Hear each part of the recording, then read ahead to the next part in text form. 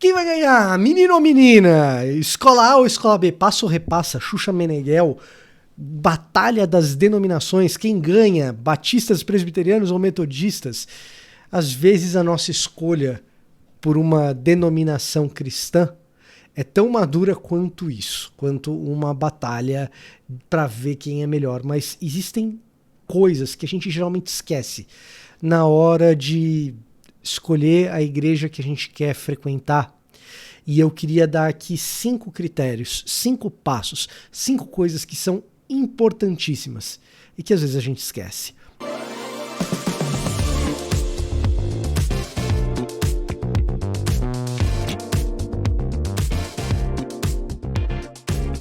Olá, eu sou o Victor Fontana, esse aqui é o meu canal, ele pode ser um pouco seu também, para isso basta que você se inscreva nesse canal, ative as notificações, deixe o seu like, deixe o seu comentário, dessa forma você se torna um pouco proprietário desse espaço aqui na internet. Sim, e você que nos acompanha há mais tempo, você pode se tornar ainda mais, sendo que um membro desse canal. Membros ajudam a gente a chegar ainda mais longe. Você que já é membro, fica o meu agradecimento. Eu não pensava que eu fosse gravar um vídeo sobre escolher uma denominação. Por que que eu não pensava? Porque se você conhece a minha história, tem o meu testemunho por aí em alguns lugares na internet, aqui nesse canal também, mas nos podcasts que eu já fiz parte, você deve saber que eu tenho uma origem batista e que eu me tornei presbiteriano por um motivo extremamente teológico. A igreja presbiteriana era mais perto de casa. Então essa é a minha cabeça para esse negócio. De forma que, para mim, isso meio que não era um assunto, mas passou a se tornar um assunto quando eu comecei a perceber uma certa imaturidade em relação a esse tema. Defesas de determinados pontos, defesas de determinados territórios até, para não deixar pessoas saírem de suas igrejas, para não perder membresia, ou defesa de determinados pontos para você achar que o teu estilo é melhor ou não, ou até mesmo para você achar que você é melhor que a sua família, afinal de contas você deixou a igreja da sua família para ir para outra. Cara, falando sério, com critério, 5 passos para você escolher uma denominação de maneira saudável, tá? Primeira coisa que você deve olhar, e na minha opinião, isso nem deveria ser dito, mas já que a gente está falando desse assunto, primeira coisa que você tem que olhar. Olha a doutrina dessa denominação. Tanto a sua que você faz parte hoje, ou se você não fizer parte de nenhuma, ou está pensando em que igreja fazer parte, cara, qual é a doutrina? E como que se faz isso? Você vai olhar as confissões de fé.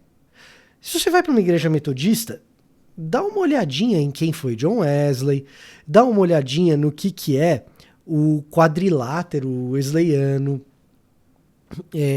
o que é o metodismo. Tenta se munir do que é a melhor versão da teologia arminiana, que é a teologia, pelo menos do ponto de vista da soteriologia, em que o metodismo se encaixa. Se você vai estar pensando em ir numa igreja presbiteriana, não custa ler a Confissão de Fé de Westminster antes de você frequentar aquele lugar, antes de você decidir se aquele é o seu lugar mesmo. Se você está indo para uma igreja batista, qual confissão batista essa igreja assume? Tem mais de uma. É uma igreja batista reformada? Não é? Tem diferenças. Então, qual é a confissão de fé batista que essa igreja batista adota? E assim com as mais variadas denominações, certo? Ah, eu quero uma Assembleia de Deus. Beleza, e qual ministério da Assembleia de Deus que essa igreja que tem perto da sua casa, que você está pensando em frequentar, qual ministério da Assembleia de Deus essa igreja aqui ela é afiliada? E quais são as crenças? Então, olhar a doutrina é sempre bom. Vitor, olha só, eu estou pensando em ir para uma igreja independente, ela é do worship. Bom, aí o seu trabalho talvez seja um pouco maior. Dá uma olhada no site, ver no que cremos, perguntar para o pastor daquela igreja. Porque também existem igrejas independentes, que não são de nenhuma denominação histórica, que são muito boas e muito sérias. Você pegar, por exemplo, a igreja A Ponte, que no Recife o pastor é o Guilherme Franco, mas ela está em outros lugares também. Eu, com alguma frequência, visito, participo das coisas da ponte. Né? Tem no Recife, tem em Fortaleza, tem em Caruaru e outros lugares aí no Brasil também. É uma baita, uma bela igreja, uma boa igreja para você estar. Agora, antes de estar, em vez de você confiar que eu estou falando que é bom, checa qual é a doutrina, dá uma olhada no site, vê no que cremos, pergunta para os pastores.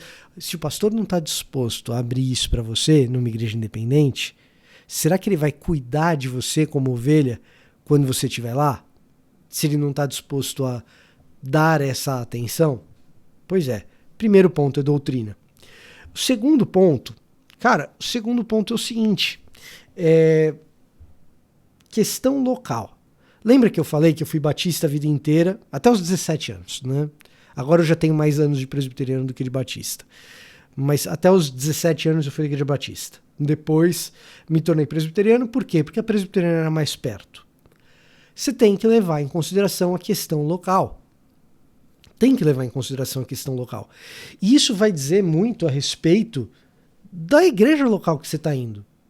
Às vezes a doutrina que mais se encaixa com o que você pensa é a metodista. Você tem uma cabeça arminiana, você acredita no jeito de levar a espiritualidade que o metodismo prega, que é muito legal, inclusive, né? Você tem uma espiritualidade dentro de uma raiz do metodismo, mas no seu bairro você tem uma igreja presbiteriana independente, você tem uma Renascer, você tem uma Assembleia de Deus, você não tem uma igreja metodista. Você tem que levar em consideração o seu contexto local. E aí, dentro desse contexto local, poxa, se eu for para uma presbiteriana independente, eu fui para uma IPI ali, eu sou um metodista, cara, talvez você tenha que deixar o seu arminianismo um pouco para a sua questão pessoal e, no momento de congregar com os irmãos, entender o calvinismo dos irmãos. E o inverso é verdadeiro. Mas, veja só, a comunidade local, ela ganha relevância em relação à denominação. Me entristece ver por aí gente que abandona a comunhão com os irmãos porque resolveu abraçar uma determinada denominação que sequer existe no seu contexto local. Como que faz? Então, leve em consideração o seu contexto local na hora de escolher a sua... E você pode, inclusive, se tornar membro de uma igreja batista e manter uma confissão de fé pessoal presbiteriana. Por que não? Por que não? Você pode fazer isso. Você vai ter que abrir mão de algumas coisas no convívio. Mas abrir mão de algumas coisas no convívio é ser cristão. O discipulado cristão, ele é um discipulado que envolve precisamente esse custo, inclusive, de você abrir mão de determinadas coisas em prol do amor, do próximo, etc. Terceiro ponto importante na hora de escolher uma denominação. Governança. E quando eu falo governança, é sistemas que permitam prestação de contas, transparência e uma administração saudável da igreja. Quando eu falo em governança, é isso. Isso pode acontecer num sistema episcopal? Pode. Vai ter problemas no sistema episcopal? Que problema? Bom, num sistema episcopal, como é o metodista, por exemplo, como é o anglicano, você vai depender do bispo daquela região, que vai tomar uma boa parte das decisões. E no teu contexto local, você vai ter que se submeter à autoridade episcopal ali. Numa igreja anglicana, numa igreja metodista, isso vai acontecer. Eventualmente, isso pode ser bom, isso pode ser ruim. Um bom bispo e uma boa administração episcopal permite uma coesão entre as igrejas daquela região para que façam um bom trabalho e um trabalho conjunto muito bom. É verdade. Eventualmente, um bispo que não trabalhe tão bem assim, ele pode ter os seus favoritos, ele pode, às vezes, tirar um bom pastor fazendo um bom trabalho de uma paróquia, de uma comunidade local para outra, e isso vai acarretar problemas. No fim do dia, aquela comunidade local que você visitou, que você faz parte, e o sistema em si, ele está funcionando, ele está permitindo prestação de contas e transparência financeira, do comportamento da liderança, das coisas que o pastor faz. O pastor pisa na bola, tem prestação de contas? Do outro lado, você tem lá o episcopal, do outro lado você tem o congregacional. Batistas são congregacionais. A igreja local decide tudo, certo? A igreja local decide tudo, mas às vezes isso é só no papel. Porque a igreja batista X, ela tem dono, é aquela família que está lá há não sei quantos anos, etc. Da mesma forma, o presbiteriano tem um sistema que é uma espécie de democracia representativa. Você vota em diáconos, você vota em presbíteros que tomam a maior parte das decisões. Mas esses presbíteros que vão formar um conselho, depois de terem sido votados, eles podem muito bem se enclausurar numa salinha, tomar as decisões sem nenhuma transparência. Então, quando a gente falar em governança, de novo, sabe o que vai acontecer? A maneira como as coisas acontecem na igreja local são muito mais importantes do que o sistema definido pela denominação como um todo. Precisa de governança. Transparência é importante. Não só transparência, como critérios de eficiência, de prestação de contas, etc. Tudo isso é importante. Agora, é extremamente comum que o contexto local ele seja muito mais relevante para que isso aconteça do que o sistema definido para a denominação como um todo. Sobretudo você que está pensando em frequentar uma igreja independente, aí você vai ter que ter muito cuidado e olhar com muito carinho se você não está indo para um lugar em que o dono da igreja é o pastor, ele define as regras e ninguém fica sabendo o que se faz com dinheiro, ninguém fica sabendo o que se faz quando alguém cai num pecado, ninguém fica sabendo o que acontece com as decisões concernentes aos ministérios. Tem muita igreja de dono por aí. Eu desaconselho. Se a comunidade local é o mais importante para saber o que acontece com a governança, e não os sistemas definidos nacionalmente por uma denominação, fato é que, ao menos numa denominação histórica, tradicional, você vai ter essas regras. No contexto de uma igreja independente, nem as regras você tem. Então, você vai ter que ser muito mais criterioso para ver se essas coisas estão de fato acontecendo. Se existe de fato essa governança. Quarto, que muita gente esquece, considerar o seu momento pessoal. Como assim, Vitor, considerar o meu momento pessoal? Bom, você está num bairro, você tem uma Renascer, uma Assembleia de Deus e uma igreja presbiteriana independente. Você tem uma vocação batista, sei lá. Será que você não é uma pessoa para iniciar um projeto, já que não tem uma igreja batista ali? Você tem que levar em consideração o seu momento pessoal. Ah, eu fui muito ferido numa igreja porque o conselho da igreja tomava as decisões tudo sozinho e tal. Pô, será que no seu momento pessoal você vai lidar bem com um conselho eleito? Troquei de conselho. Ah, são outras pessoas.